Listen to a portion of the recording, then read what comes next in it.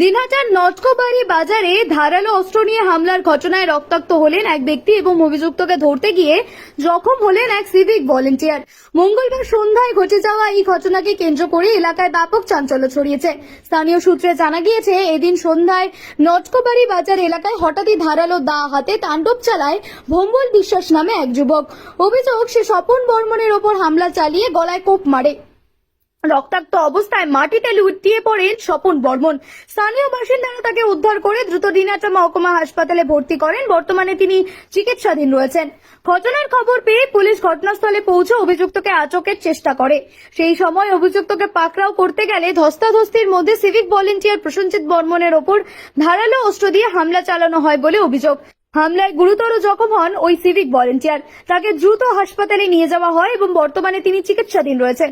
Police সূত্রে খবর, অভিযুক্ত ভম্বল বিশ্বাসকে আটক করা হয়েছে। প্রাথমিক তদন্তে অনুমান করা হচ্ছে মদ্যপ অবস্থায় সেই কাণ্ড ঘটিয়ে থাকতে পারে। তবে হামলার নেপথ্যে অন্য কোনো কারণ রয়েছে কিনা তা খতিয়ে দেখছে পুলিশ।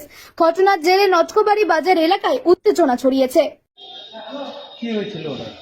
ওখানে আমরা বাজার থেকে ঘুরে আসি, রোডের মধ্যে আমরা যাইতেছি বাড়ি যাবো, পিছন থেকে এসে আর খুব মাসি কে কোপ মারল? ওর লোকটা তো চিনি না। কি মনে হয়? ওর সবাই বলে কি ওর লোকটা বলে পাগলা নাকি।